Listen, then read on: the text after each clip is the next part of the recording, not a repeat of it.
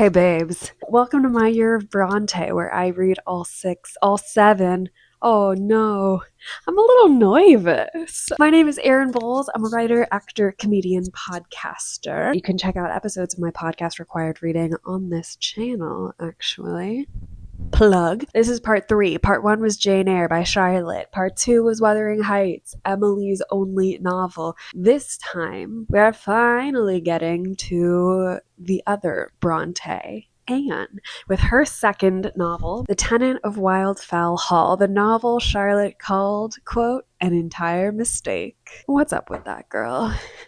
This novel is one of the least read Bronte novels for a lot of different reasons, but it was probably the most controversial when it came out because of its depiction of alcoholism and discussions of how the Victorian marriage is kind of a prison. This came out in 1848, 6 months after Anne's first novel, Agnes Grey, which was published in the same cover as Wuthering Heights. I decided not to do Agnes Grey because Agnes Grey is about a governess, and Jane Eyre has a little bit about a governess in it. They're wildly different novels, but I thought let's give them a little breathing room. Next, we're going to do Charlotte's first novel that she wrote but published, I think posthumously, The Professor. So stay tuned for that. Wildfell Hall follows Helen, the titular tenant, who at 18 marries the saucy, sexy, sort of classic rake Arthur Huntington, believing she can curb his party boy ways. Cue the playlist. I can fix him. But Arthur spends their whole marriage drinking and carousing and partying and cheating on her. So Helen runs away with their young son. They live alone. She masquerades as a widow, going by a different last name, and supports both of them by painting and selling her paintings. She meets and falls in love with a local farmer, Gilbert Markham, but insists that they cannot be together because she is already married, which is a secret that she reveals to him by giving him her diary to read. And then she returns to Arthur, her shitbag husband.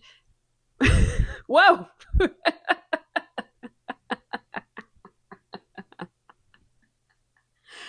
She returns to Arthur to nurse him through his final fatal illness, and ultimately she and Gilbert reunite and get married. That is the broadest strokes of the narrative. But first, let's talk about Anne. One of my biggest sources for this video is going to be the fantastic Anne Bronte Reimagined by Adele Hay. That's a great book because not only does it touch on a lot of the biographical aspects of Anne, it also talks about how we remember her, the publication history of Wildfell Hall, what the Bronte sisters were reading growing up, what their influences would be. I highly recommend. I'm also still working my way through the Juliet Barker book, which is sort of like the best, most recent Bronte biography, and Lucasta Miller's The Bronte Myth, which was huge in my first video. So Anne is the youngest and 6th Bronte child. She publishes 2 novels. All of the Brontes published all of their novels under a pseudonym. Anne is the forgotten Bronte. There is literally a biography of Anne called The Other One,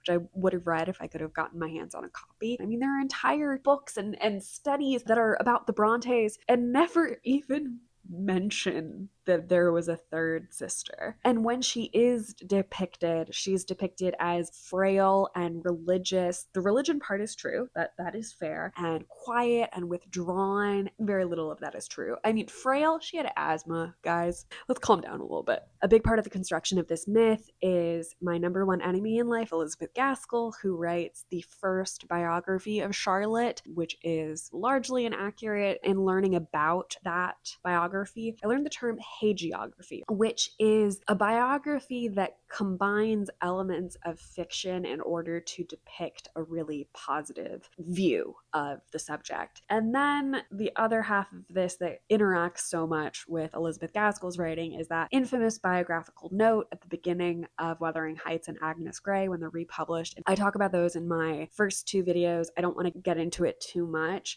but because all of the Bronte novels were so controversial, the big words that reviewers used at the time was coarse, brutal, perverse, everything that women are not supposed to be. And they wrote under male pseudonyms, but there was a rumor going around that the Bells were all women or all one person. And so in that note, you have Charlotte really trying to preserve a place for herself in the literati elite. At that point, Anne and Emily are both dead, so she's really trying to like soften their image so that when people talk about her sisters, they're not like those hussies and tramps. The whole biographical note is, a huge it all comes back to that. And that is the note where Charlotte says, Wildfell Hall was an entire mistake. Read the Bronte myth. But Wildfell Hall falls out of print very quickly. Anne dies less than a year later, and there's a version circulated that is so drastically edited that it changes the theme, the plot. It is an entirely different book. I think it's in that Adele Hay book. If the copy you're reading doesn't have Anne's preface to the second edition, put it away. Don't read them. There's a lot of rumors or stories or commonly held beliefs that Charlotte edited that one. I don't have any information as to whether that's true or not. I just don't know. And frankly, with Charlotte calling it an entire mistake, I don't think that she would have put out that edited version, but like it's something that I haven't gotten to yet, basically, in my research. I think Anne is a really fascinating character and very distinct. Like when we actually start to look at Anne in her own right, we see a woman not only capable of standing on her own, but actually very good at extricating herself from this extremely tight-knit family. All the sisters have time as a governess and or as a teacher. Emily gives up after like 3 months. Anne is a governess for 5 years. Doesn't like the job at first. She doesn't like the kids that she's working with or the family, and she sticks it out. She toughens up and sticks through it, and ultimately those kids that she governs in that position continue to write to her for the rest of her life. To my understanding, like that's why Anne doesn't go to Brussels with Charlotte and Emily. It's because she's working. She's busy. You also have to remember that the Bronte family is very squarely middle class. Being a clergyman, Patrick is essentially his salary and his house come from the people of the town. So there is always this awareness in the three sisters that one day the money is definitely going to run out and you are going to need to go to work and you're going to need to support the family. And the only jobs that are available to women in the middle class is governance or teacher. I get this image of Anne as a governess working for an upper class family, clinging to the wall and fading into the background and observing everything that's going on and channeling it all into her work. Her work, I think, is the most realistic of the Brontes. There's no ghosts wandering the moors. There's no Rochester's disembodied voice coming to Jane when she asks God for help. And people will use that to argue that Anne is less imaginative. People outright are like, Anne's not talented. Anne's living in the shadow of her sisters. We don't read her novels for a reason. She's not a genius. It takes a lot of work and skill and talent and effort to make things real and realistic.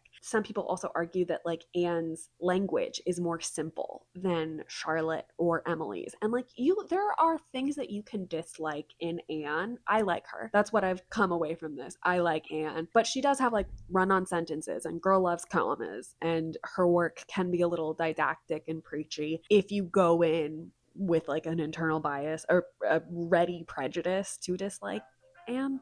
Not the Roomba. Hold on, let me give the Roomba the mic.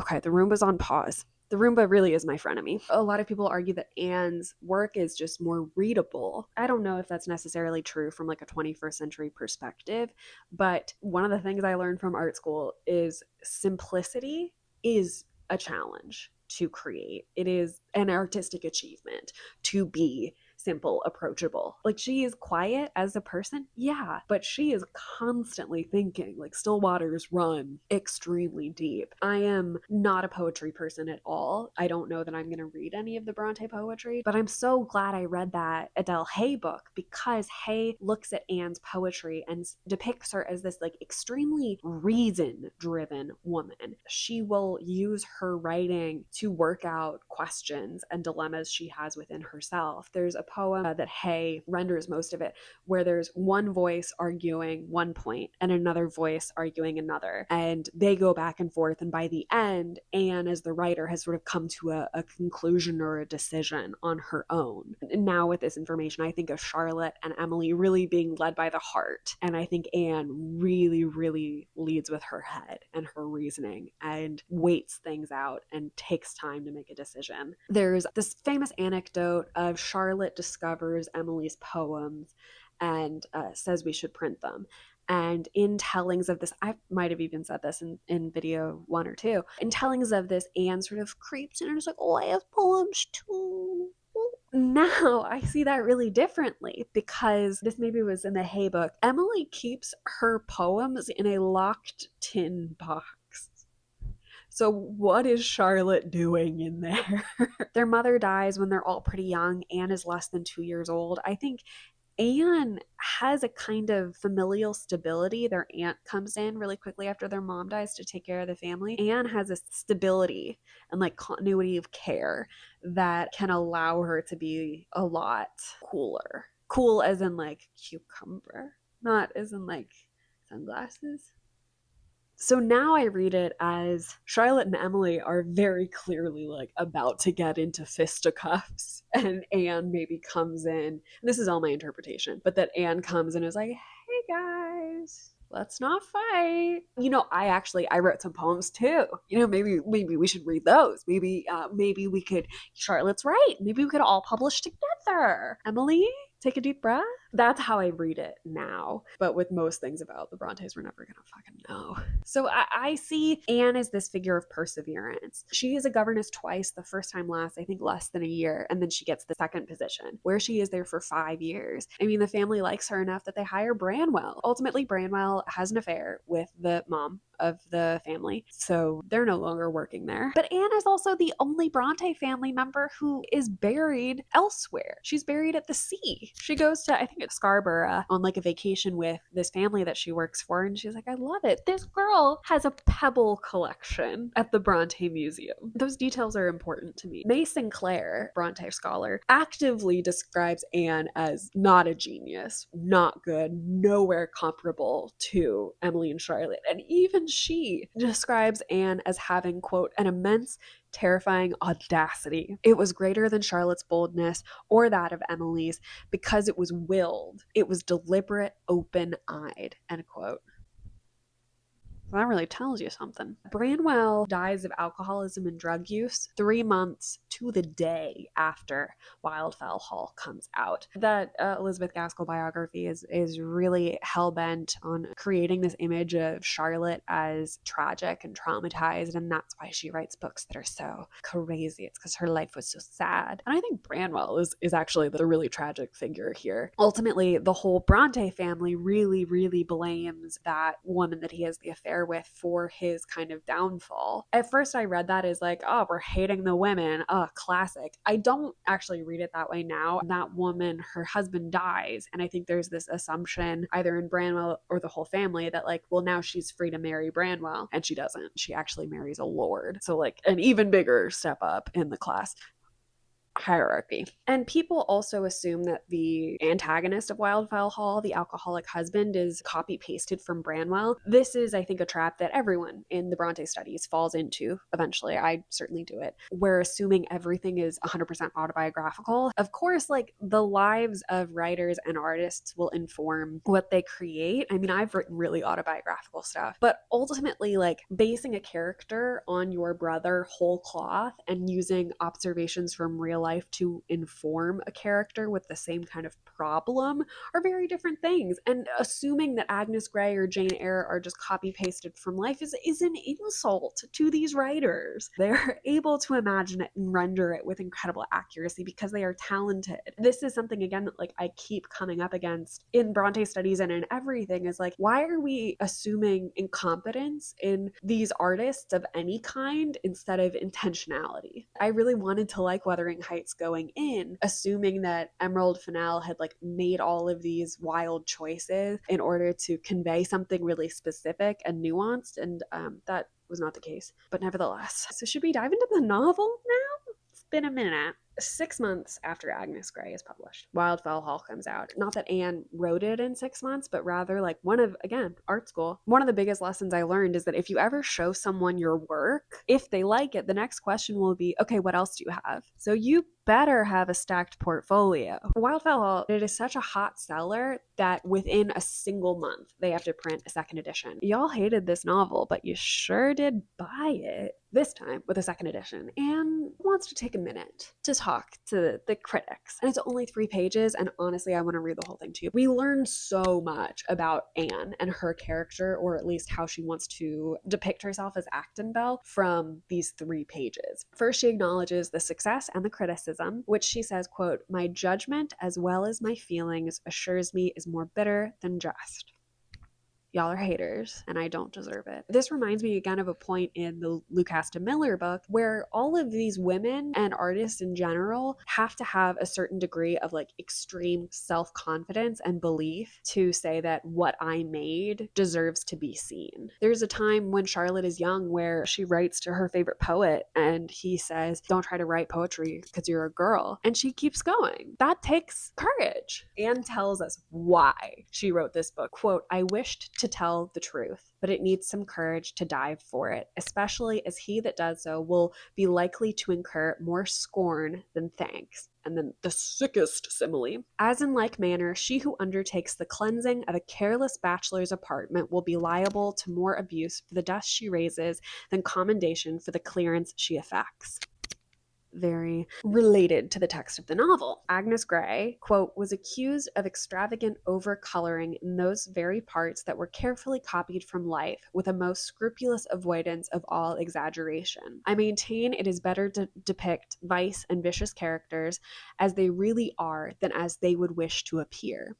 To represent a bad thing in its least offensive light is doubtless the most agreeable course for a writer of fiction. But is it the most honest or the safest?" She says her, quote, "humble talents as God have given me," end quote. She's a very religious woman, remember? Quote, "I will endeavor to put to their greatest use. I feel it my duty to speak an unpalatable truth with the help of God. I will speak it, though to the prejudice of my name." She says, I don't give a shit what you have to say. And she says if a single person avoids the, quote, "very natural error of my heroine, the book has not been written in vain." And then she slays it again. Writing under a male pseudonym, all these rumors floating around, she writes, quote, "Little can it matter whether the writer is a man or a woman, as 1 or 2 of my critics profess to have discovered. I take the imputation in good part as a compliment to the just delineation of my female characters. I make no effort to refute the rumor, because in my own mind I am satisfied that if a book is a good one, it is so, whatever the sex of the author may be. All novels are or should be written for both men and women to read, and I am at a loss to conceive how a man should permit himself to write anything that would be really disgraceful to a woman, or why a woman should be censored for writing anything that would be proper and becoming for a man," end quote. I love her. I'm madly in love. I haven't even started the book. And in the Penguin Classics edition, Stevie Davies writes the footnotes and the introduction, and she has one of my favorite lines of analysis about this book. There is a consistent depiction of childish men at the center of this novel. There's constant comparisons to babies. The novel asks, what if babies rule the world? It answers, they already do. So there are 3 parts to this novel. In terms of plot and timeline, the novel follows sort of like a BAC structure. So it starts with Gilbert telling his friend via letters the story of meeting and falling in love with Helen. And then in the retelling via the letters, Helen gives Gilbert her diary to read to explain her sort of odd and different behavior. That diary is the middle third. And then basically he like closes the diary and says, okay, continuing these letters set in the future, Gilbert writes down everything that happened after he read the novel, ultimately leading to them getting together and getting married. Some people don't like that complicated structure. I do. Knowing that this is a novel about alcoholism and abusive husbands, and knowing that it was so reviled and controversial when it came out, you get kind of the whiplash when you start reading this novel, because the opening chapters, it reads like an Austen novel. It's all about who is coming to visit whom and where everyone is sitting during tea time and taking turns about the room. And I bet that readers at that time who had read all of these reviews probably got that same sense of whiplash. And this is a whole separate thing. People often want to compare the Brontes and Austen, and it's just stupid and sexist. It's, for $1, name a woman. And if you want to compare British female authors, Mary Shelley is right there. But this comparison is fair. It's comedic. It is satirical. It is pointing out a lot of double standards in terms of gender. It's all about gossip. There's this mysterious widow, Helen Graham, living in the very fancy but crumbling Wildfowl Hall. Where did she come from? Why isn't she coming to visit us? Why is she painting and selling her paintings? A woman having a job? Blech. One tiny side note, in my copy, in my head, this woman is what Helen looks like to me. But I want to tell you the name of this painting. Self-Portrait, painted by Anne Mary Newton. Someone made that choice, and very few people probably have ever been like, you did a good job on that. I see you. So Gilbert quickly becomes very interested in Helen. Helen is icy. By the end of this first third, he is madly in love with Helen. And her iciness starts to thaw as they become better friends and they're hanging out. And this is all facilitated by Helen's son, whose name is Arthur, after his father. It is thematically important. We'll get to it. Take a shot every time I say we'll get to it. Gilbert has a dog. Little baby Arthur loves this dog. Gilbert even says, quote, "In love affairs, there is no mediator like a merry, simple-hearted child." And Helen doesn't even go to church sometimes because she wants to be near Arthur 24/7. She is so protective of her child, especially protective of like men being around little Arthur. And it just is cute to me, this first third. Gilbert is frustrated and he's flustered and he's trying to figure out her schedule, and he hears that she wants to read a book, so he orders it for her, and her hair is so shiny. We all love men yearning for a reason. Like, it still to this day feels kind of rare to see anything from a man's perspective of falling in love. Again, to compare it to Austen, like, imagine Pride and Prejudice if it was written first person from Darcy's perspective. Not to say that that would be a better novel, but just like, imagine how cute that would be, right? And reading this novel, because it is in first person, and all of the Bronte books that I've read so far are in first person, all of Austen's novels are in third person. This novel has really gotten me thinking about narrative perspective and voice. I also am like discovering like, oh, I really like first person novels as a writer because there are so many additional elements you can introduce. Who is speaking and who are you speaking to? So Helen is starting to fall for Gilbert. He's getting that sense, although he's still very trepidatious. Even if she doesn't like him back, he doesn't want to do anything to ruin the friendship. But Helen keeps telling him, like, no matter what I feel, we cannot be anything more than friends. She's so strict about this. And he's pretty respectful of it. And then the sort of climax of this first third is Gilbert kind of wrangles a confession of affection out of her. There's so many fantastic parallels in this book. And then Gilbert leaves because she has asked him to. And he's walking home and he's like, I don't feel good about that. I'm going to go and see, if she lets me come in, maybe I can like help her stop crying, or maybe I just kind of want to see her through a window and like see how she's doing. So he goes back and he finds Helen outside, walking arm in arm with Mr. Lawrence. Mr. Lawrence owns Wildfowl Hall. Helen is his tenant, titular. Thank you, Beanie Feldstein. Gilbert has been very wary of Mr. Lawrence. He's like, I think he has a crush. I think he might be my rival. He sees them walking arm in arm. They seem pretty affectionate and familiar, and Gilbert is outraged. He thinks that Helen has been leading him on. The next day or something, Gilbert is going to town and runs into Lawrence on the road and beats him up. I really like the character of Gilbert for the most part, especially like in comparison with Helen's husband Arthur, but like I can't defend those chapters. It's pretty scary. And then the end of that first third, Helen seeks him out and says, like, I am not as bad as you think I am. I have made mistakes. I have withheld things from you. Here is my diary. She tears out all of the pages at the end where she has met Gilbert, all of the pages about Gilbert. She says, read this. You can still hate me afterwards, but like read this and you will understand where I am coming from. So he goes home, and that's the beginning of part 2. There are multiple volumes within this book, but the breaks between volumes don't line up with these like 3 phases of the plot. I talked about that a little bit with Wuthering Heights. It's a narrative decision to decide to end things where they are. And I understand where she ends it for part 1. I don't even really remember where she breaks it for part 2. But then we get into Helen's diary. We go back about 6 years. She's 18. She lives with her aunt and uncle. She's about to enter the marriage market. Her aunt is interesting because she talks about like marriage, not love, marriage in like militaristic terms of like campaigns and battles. And she's really advocating for Helen to marry this old gross guy who's financially stable. Helen is also meeting this flirt, Arthur, and he's sexy and he's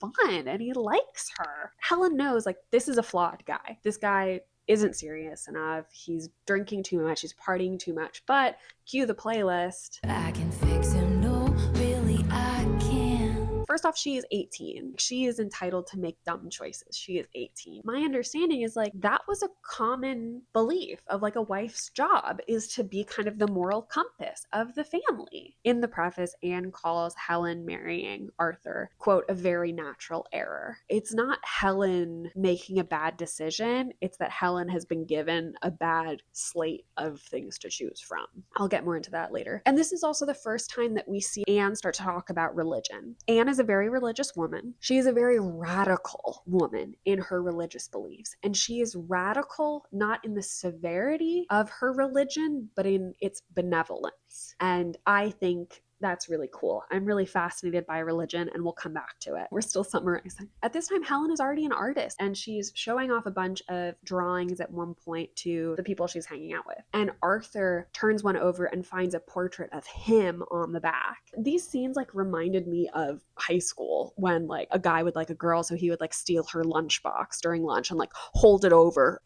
her head and be like, oh, you can't reach it, you can't reach it. It's very, again, childish. Everything about Arthur and his friends are childish.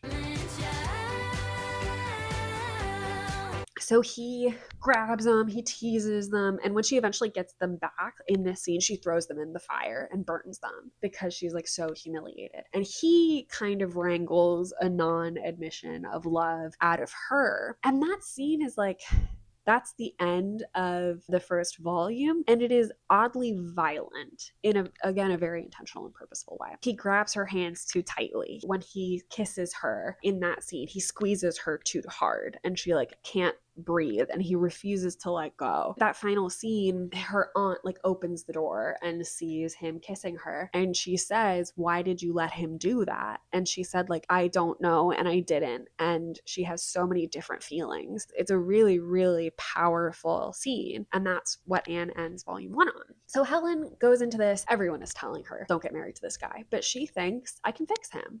Cue it again. I can fix him. Anne is saying it is not morally wrong for Helen to make this choice to be in love for the first time and want to marry him and have these unreasonable ideas that she can fix him. The morally reprehensible element here is that Helen is going to be legally trapped in that one single bad decision forever. Like, can you imagine if you were chained to your first boyfriend forever? They get married. This idea of marriage as a prison comes in real strong, real fast. Arthur gets to leave. There's a fly. Arthur gets to go to London and party with his friends and do whatever he wants. And Helen has to stay at home. He doesn't write her. She doesn't know when he is coming back. She has no friends. She is completely alone in this gigantic house in this unfamiliar neighborhood. And for like the first half of their marriage, she is in her diary writing to herself, defending Arthur. He's not that bad. He has good qualities. He's a good guy. To herself. This is her diary. And then Arthur brings the party home. And now she gets to see like up close and personal he's really holding on to these bad practices. She also has a son. She is doing everything in her power to make sure that Lil Arthur does not become Big Arthur. You see this actually in the character of Hareton in Wuthering Heights. Lil Arthur, when his father is around and when the guys are partying, he is brought into these scenes at age 4, 5, and he's drinking and cursing. And Helen knows, like, the societal structures are that you gotta make a man out of him, toughen up. That is all very, very purposefully done in this novel. And my understanding is also in Agnes Grey. And that part of that manning up, part of that will be that Lil Arthur doesn't like her anymore and will see her as subservient. And all of these ideas that the patriarchy preaches will infect their relationship. There's even a moment before Lil Arthur is born that is seen as, this is a phrase I have seen multiple times, the door slam heard round the world. Arthur and Helen get in a fight. Helen goes to her room and locks the door and keeps Arthur out. And he says, like, please let me in. And she says, no, I'm mad at you. I'll talk to you in the morning. And to a modern day audience, it's kind of like a nothing burger of a scene. But at the time, Helen is denying him, obviously, physical and sexual access to her body. And this is the big thing that Anne is always trying to highlight. Her physical body is his legal property. Like, Helen closes her door and locks it, and it is in a way like taking his property away from him. So first, crime. Second, I like how Anne writes this because we don't need him to pound on the door and say, I want to come in for non-consensual sex. We understand that that is what's happening in that scene. She doesn't need to say it. She trusts us as an audience. And there's so many supporting characters in this part in Arthur's drinking buddies that play out various aspects of themes that I just don't simply have time for. Helen is trying to get Arthur to change. He is saying, you're a nag, leave me alone. And then Helen discovers that he is cheating on her. It really beautifully mirrors that scene where Gilbert finds Helen and Lawrence and thinks that she's cheating on him. Again, like, beautiful parallels. Helen, by the way, in that first third is not cheating on Gilbert. Like, they're not actually together, but Lawrence is her brother. Secret. We'll get back to it. Lawrence is her brother. So Helen discovers he's cheating on her, and we get one of the most famous lines in the book. It's even this pull quote on the top in orange. I no longer love my husband. I hate him. Hate in all caps. The word stares me in the face like a guilty confession. It is 1848, guys. It is 1848. You're not even allowed to admit culturally, socially, that you are unhappy in your marriage. And then Helen says, I know that you're having this affair. Let me take our kid and leave. And he says, no, you want to make me the talk of the town? Gossip is such a huge factor in this novel. You know, it really is a fifth character, much like the city of New York. It's interesting to see who cares and who doesn't. Arthur cares, Gilbert doesn't care. Helen knows that gossip is often false, but also knows that gossip is a thing that exists in the world. Even if she doesn't want to opt into it, she doesn't get a choice. She exists, and so people are going to gossip about her. And then she says one of the lines that is most important in the whole book. She says, henceforth, we are husband and wife in name only. It is 1848, fellas. And this is spurred by Arthur Jr.'s changes. This is not caused explicitly by the affair. It's caused by the changes that are happening to little Arthur. She and her servant, Rachel, who has, I understand it, has been there with her for Helen's entire life. They make a secret plan to escape. One day, Arthur is bored because it's the wife's responsibility to entertain him like a mother. Again, themes. And he looks over her shoulder when she's writing because he's jealous of the fact that she is writing. When Arthur Jr. is born, he says, like, you like him more than me. You're giving him more kisses than you're giving me. He looks over her shoulder. He reads in her diary what a violation that she is planning to escape. So he burns all of her paintings, and that is how she has been saving up money, is selling her paintings. He burns all of her paintings, all of her painting supplies. He confiscates all the money. And remember, he has every right to do this. Her paintings, her painting tools, her money, they are all legally his. And at the same time, he hires a governess. And it is very clear he is sleeping with this woman, or if he isn't, any minute now. And again, the governess is going to be the person who educates and socializes little Arthur. It's time to go. And then Helen's dad dies. Huh? What? Helen has a dad? Yeah. Helen was raised by her aunt and uncle, but her dad has been alive this whole time. She has an older brother, Mr. Lawrence, who she is barely in touch with. Lawrence now is, head of the family. He inherits this building, Wildfell Hall, giving Helen a place to escape too. He says you'll be there completely secret. You're going to go by a different name. No one is going to know that you're there. So just before morning, in a scene that beautifully parallels a scene in Jane Eyre, Helen and Arthur Jr. and Rachel pack up and leave. I just want to make this as clear as possible. Helen is committing a crime. Not only is Helen kidnapping her child, a child is property. Helen is stealing little Arthur herself, resources, crime. Helen is a criminal because to survive, she has to be. End of part 2. Part 3. Helen's diary ends. We are back in Gilbert. He has just finished reading it. So he knows the whole Arthur thing. He knows that she is not a widow and that is why they can't get together because that would be bigamy. I'm leaving so much out. So Gilbert says, okay, I get it. I will respect your wishes. I'll leave you alone. She says, let's go, no contact, basically. But he stays in touch with Lawrence. He's still hanging out with Lawrence. Lawrence knows this. Gilbert knows this. They're not friends. Gilbert is hanging around in hopes that Lawrence will drop a little tidbit of information about Helen. And there is a line where Gilbert is like, also Lawrence's hands look like Helen's hands, and I really miss her and her hands, her pretty, pretty hands. There are multiple scholarly articles about the importance of hands in this, and having read them, they make total sense. They're onto something. Every once in a while, Lawrence will show Gilbert her letters to know what she's up to. And then Gilbert learns that Helen has gone back to Arthur. Yeah, he freaks out as much as you're freaking out. But Arthur is sick. He has no one to take care of him, so she's gonna do her wifely duty. He doesn't have anyone. This is the morally right thing to do. I'm gonna go take care of him. Gilbert is writing a letter to his friend, and then in it he is copying out Helen's letters to Lawrence. I think he falls off his horse while he's hunting. I mean, his name is literally Huntington. It's, again, important. Every single thing that Anne puts in this novel is purposeful, as it should be. That's, to me, a hallmark of a really great writer. So Arthur has an injury that, if he was not such a heavy drinker, he could have recovered from just fine. He is going from these gigantic pendulum swings of thank you, Helen, for coming. You are an angel. Any angel devil imagery is so purposeful, and who it comes from. Arthur says angel in a you're being so sanctimonious kind of way. So he's swinging from his old kind of behavior of just shitting on her. Why are you doing this? Get out of here. You're so awful. To Helen, I am gonna go to hell and I need you to pray for me, and I'm really scared. And this is the part where the religious aspects play out the most. And she is comforting him and saying, you still can get into heaven. You can be saved. And people really want to flatten this into Helen's being annoying and so sanctimonious, and she's being manipulative. And there are some things that Helen does that, morally, you can't agree with.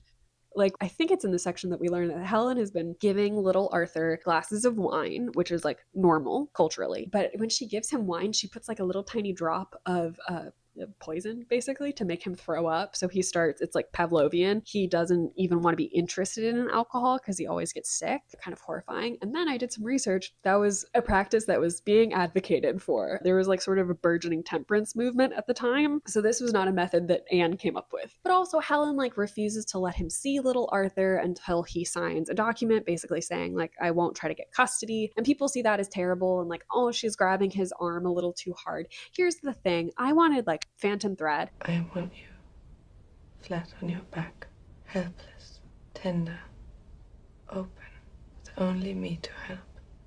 And then I want you strong again. You're not going to die. You might wish you're going to die, but you're not going to. You need to settle down a little. I wanted her to be worse. She could have murdered him brutally, and I would have said, you go, girl. While Gilbert is getting to see these letters, he's having some internal conflict. He's realizing, I should not be wishing for a guy to die, even a guy this terrible. It's bad that I'm wanting a guy to die so that I can, bone. And then he dies. And then, in my opinion... That's my opinion! We take a turn back into Austen land. Gilbert hears a rumor, classic, that Helen is getting married. And we get what is a Victorian equivalent to running through the airport to try to stop your girl from getting on the plane. It's a great scene. And he gets to the church and is oh, it's her brother who's getting married. Oh, okay. It's the other Lawrence. Oh, okay. So he goes to Helen's house. Helen's uncle has died, and he doesn't leave the house to his wife, to her aunt. He leaves it to Helen, and Helen is very quickly you can live here forever, aunt. This is weird. Don't worry about it. So now Helen owns Arthur's house and this house, and she's free. Gilbert gets to the house and he's about to go, and he's like on the driveway, and he's like, oh no, what if she doesn't like me anymore? I'm not rich and she's rich now. She can't want me, a little farmer boy. I can't go. I can't humiliate myself like this. She probably doesn't even want to see me anymore. She probably has like cool friends. So he's walking away and a carriage passes by, and a little tiny little child hand comes out the window, and he hears a voice that's like, Mama, Mama, stop the carriage. And it's little Arthur and Helen. They're like, we're so glad to see you. Let's go into the house. And it is so cute. That's my opinion! Gilbert and Helen catch up, and to me, it reminds me of the scene in Buffy. I'd still if you'd still. I'd very still. Okay. No biting though. I think it's so cute. There's a lot of like little miscommunications that Helen is like, well, if you told me that. They're both exasperated, but like so relieved to get together. And then they get married, and Gilbert ends the letter, and in that reveals that this guy that he's been talking to is his brother-in-law. I think it's in that, which is not Lawrence. Gilbert has a sister named Rose, and this guy is married Rose. And Helen reaches out the window and plucks a winter rose. And you have to remember, this is the Victorian era. There are textbooks published about the language of different flowers, so it matters. Again, Anne doesn't do anything without a reason. So she picks a winter rose and she hands it to Gilbert, and she says, like, this rose, it's not fresh, it's not new, but it has gone through hardships, it has gone through the winter, and it's still here and it's still surviving. And she gives it to him. I think it's nice. The second I finished it, I texted my friend Madeline, that bookish witch, and I said, it's so cute. But of course, there's more to it than that. Don't comment yet. So let's get into who Helen is. If I use a smattering of different last names, it's because she has 4 different last names in this book. She is fascinating. And I see her in a way similar to Anne, in that the sort of defining characteristics to me are perseverance and strength of self and character. Even more than her similarities to Anne, she's a lot like Jane Eyre, in that there's a great quote in Jane Eyre that I'm not going to get quite right, but that's like, if you only adhere to your beliefs when it's easy, then they're not really your beliefs. Helen goes back to Arthur to nurse him through his illness because that's the right thing to do. People talk about all of the things around Helen, but not Helen herself. There's a great quote from Marianne Thormelin's The Villain of Wildfell Hall, Aspects and Prospects of Arthur Huntingdon. Quote, what irks Arthur from first to last is his inability to take possession of Helen's soul. End quote. He can have everything else, but he can't break her. My cat is so close to knocking this camera over. But the thing that stuck out to me the most in Helen is this repeated refrain that she got herself into this situation, so she has to live with it. Hey baby. She won't even complain to people. She's not even writing letters to her aunt about how hard it is. It is only when Arthur Jr.'s future becomes endangered, that he is going to become his father, that she decides, we have to leave. You're blocking my notes, my sweet boy. And there's even like an insistence on her complicity in it. When she's like coming clean to Gilbert, she's like, I have done wrong. There's a line, I'm no angel, which again, for such a religious author and character, that is huge. Which is not to say that her like excessive sense of personal responsibility is right. But I think in a world where, as a Victorian woman, where everything is out of your control, there is probably a degree of comfort in saying, I made this choice. I have to live with it. It's at least one thing you can control. And I think what I love about this is it's a theme that I get to in some of my writing, that like you can meet all of the expectations of what a good woman is supposed to be, and the goalpost will still move. It is a trap to keep you constantly trying to be the perfect woman. Helen cannot be a good wife and a good mother. In order to be a good mother, she has to become a criminal. Remember? Crime? When Helen is painting these things and selling them, she puts a false name. Not even Helen Graham, the false name she's going by. She puts another false name to sign the paintings. She's painting Wildfell Hall, and she's changing the name of the building so that Arthur won't be able to find her. Not just because she doesn't want to go back to this marriage, but because, again, crime, criminal. Helen is also the only mother main character in the Bronte verse, in my understanding of it. Again, Anna's just different. One last thing about Helen is something I loved about Anne's writing. We get so little backstory about Helen. We are picking up breadcrumbs about her father, and I think it just invites closer reading. It asks you to pay attention. It is rewarding as a reader to start to piece things together. It's exciting. She lives with her aunt and uncle, so naturally we assume that she's an orphan. But on page 175, we learn, quote, "My father has entirely given me up to their care. I have never seen him since dear Mama died when I was a very little girl, and my aunt at her request offered to take charge of me.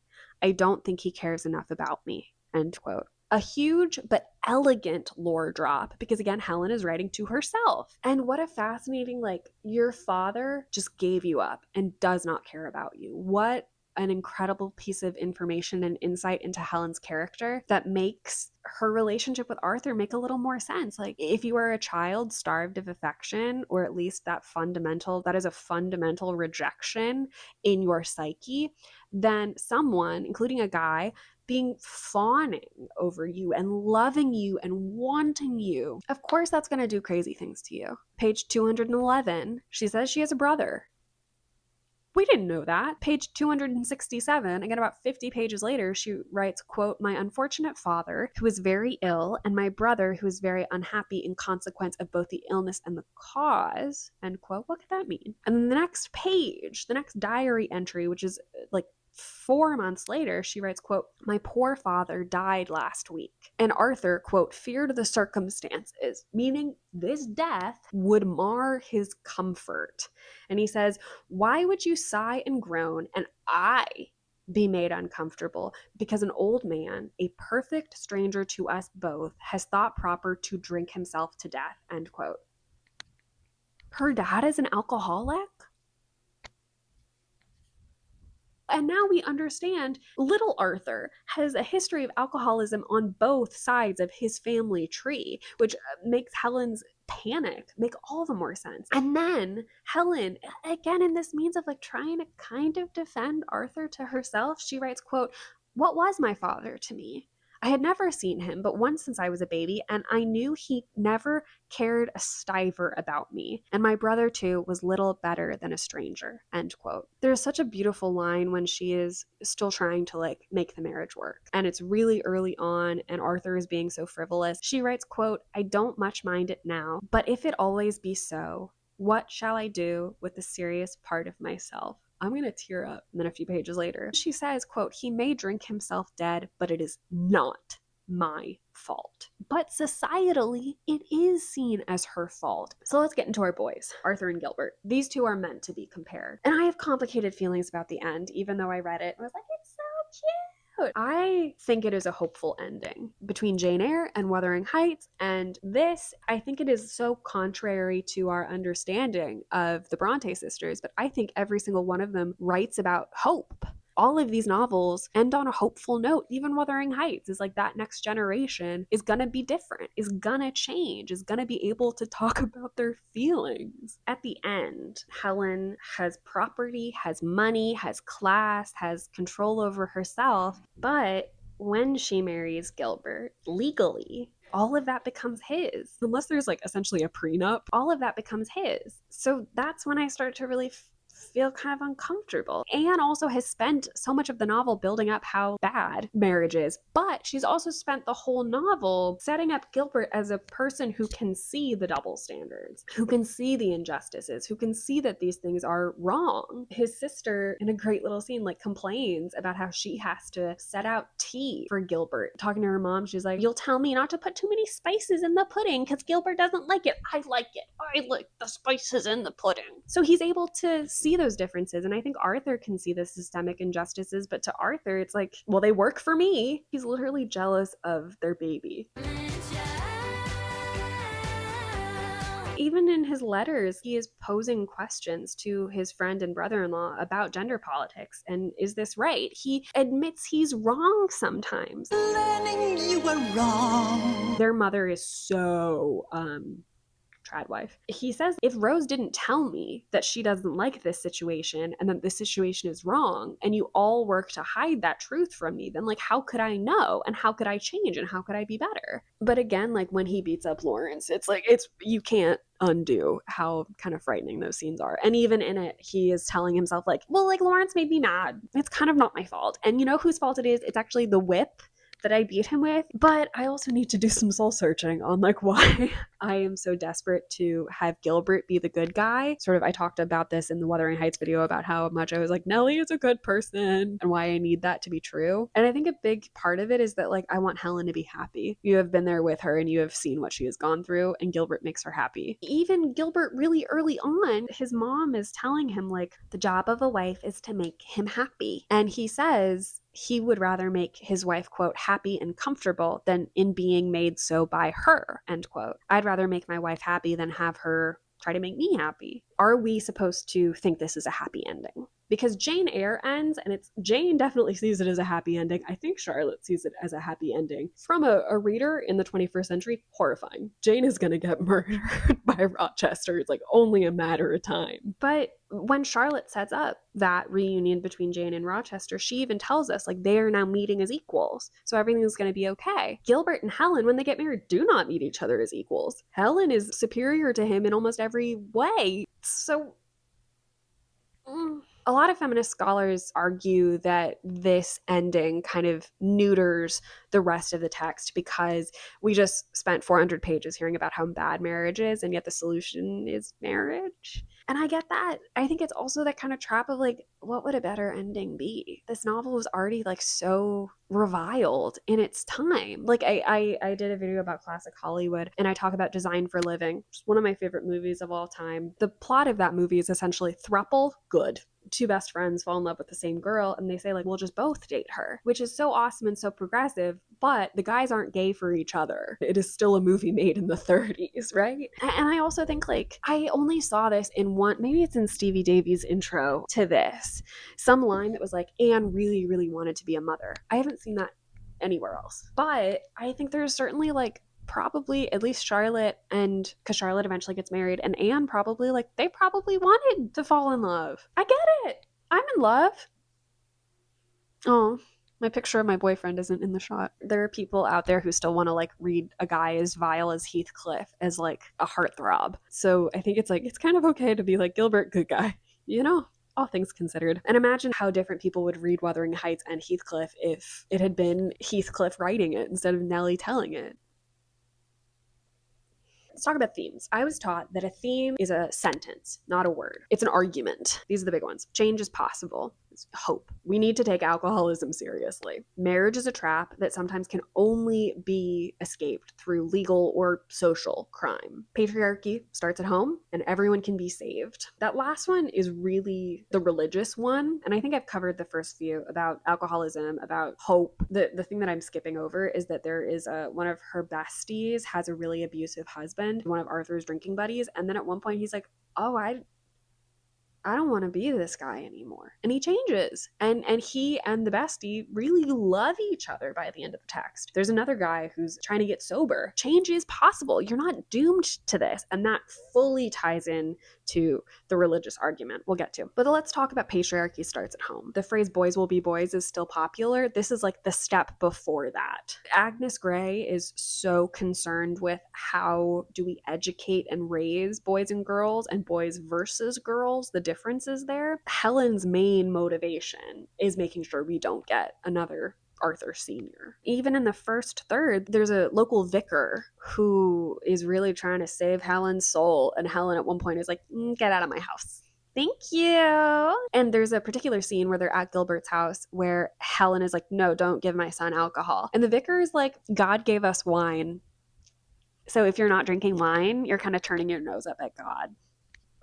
Anne's father is a clergyman, so like her being able to still be religious and to critique a vicar and create this kind of character, whoa! But there are also all these conversations about denying Arthur alcohol, that like you're gonna make a ninny or a sissy out of him, and if you remove temptation from him, then how is he gonna be able to stand on his own? And Helen says like, life will give him hardship. Life will give him temptation and hardship. I'm showing him how to deal with it now. He's gonna have to exist without me, so let's give him some fundamentals and some basics. Gilbert argues against that at at first, and then he starts to see the reason of it. His opinions change because he reads this diary. Like, that's the thing, Gilbert is capable of empathy. And maybe Arthur is, but Arthur certainly doesn't act on it. This even echoes Anne's preface, where people are sort of like, you know, why do you have to show things this truthfully? And Anne says, like, well, I want people to not end up in Helen's situation. And if I hide any of it, then that's going to not be possible. There are also all of these constant comparisons between men and children,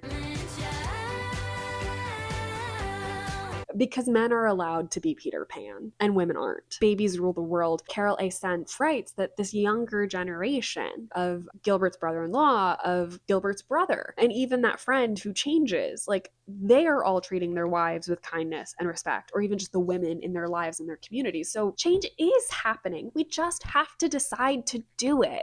That's the thing. Arthur, in his dying moments, like, you can still be saved. You just have to make the choice to do it. And so now let's transition into religion, because this is cool. I think a lot of people know that Anne is religious and then like use that as a reason not to get into her stuff. And she can be a little preachy at times, but I said this at the beginning, it's like, if you come in expecting to be preached at and not get a story, then your preconceived biases will probably be confirmed, because that's human psychology. I'm really fascinated by religion, and particularly Catholicism. And Helen's views are Anne's views, and Anne's views are so radical. There's so many angel and devil metaphors. There are multiple conversations about hell and salvation, but they are so skillfully done because they are a reflection of character. They're not out of nowhere. If people don't want to like this, I can see that being a little preachy, but it's also like, I agree with what she's saying, so they don't bother me. I don't want to talk too much about history of religion in England, but there's a lot of different schools of thought. Anne is going to literal school, and the school that she goes to, very briefly, is Calvinist. And the Calvinist doctrine that, you know, is going to be in class is that there is a set number of people going to heaven and a set number of people going to hell. It is determined before you are born. Nothing you do in life can change it. Brutal. Her father and her aunt are, I think, in different actual like schools of thought, but both of them agree, like, what you do in this life determines where you go in the afterlife. But if you get sent to hell, you're there forever. Anne subscribes to the doctrine of universal salvation, which the name says what it is. Anne believes that even if you die and you are sent to hell, if you repent, if you see the error of your ways, if you say, God, I'm sorry and I'm gonna be better, and you make a change, you can get sent from hell to heaven. Salvation is possible for everyone. Arthur goes to hell. I mean, she doesn't say Arthur goes to hell. We don't see him down there. Arthur goes to hell because he chooses to. One thing my old therapist said that stays with me forever, at some point, not changing is a decision.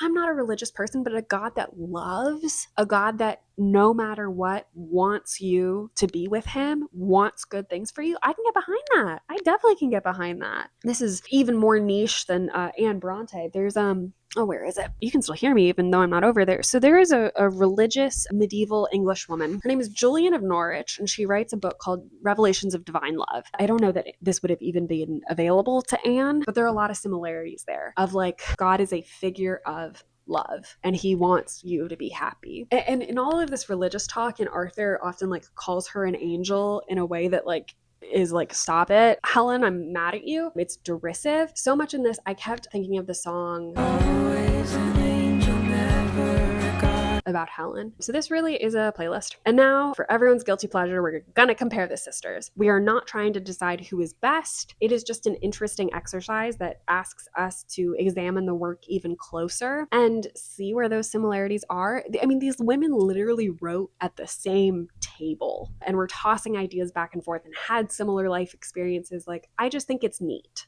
I just think they're neat. When I was reading Wildfell Hall, I had a moment that I describe as my mega mind moment. Fellas, we know who to give the Nobel Prize to, and it's me. The thing that was revolutionary about Jane Eyre is its interiority. Charlotte's ability to tap into an individual's psyche and render it so clearly and complexly on the page. And then Emily pulls out a tiny bit and is able to give us this really intricate understanding of a family, basically, two families, and generational cycles. And then Anne pulls out even further and says, let's look at the whole structure of society. And of course, like, Charlotte also talks about patriarchy, and like, none of it is that clear cut, but I think I'm a genius. Anne is able to look at the world on the whole because she spends more time in it than the other two, and so she's able to see it more clearly, or at least she is more interested in these broader systems. In Jane Eyre, Charlotte and Jane argue that women are people too. And I think Anne gets to say, like, women are people, but they don't get to exist as people. All four of the siblings write these like huge fantasy stories when they're young. And pretty early on, Charlotte and Branwell branch off and have their own world,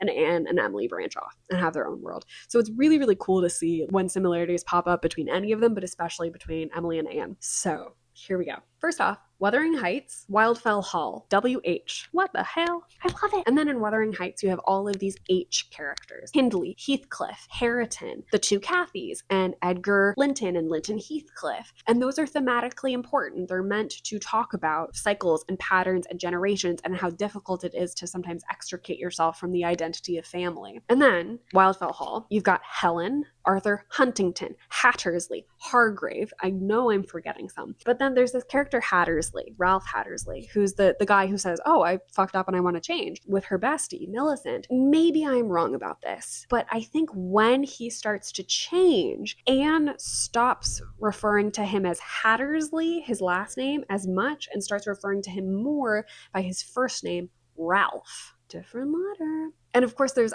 Gilbert. And at the time, Helen is using her mother's maiden name, Graham.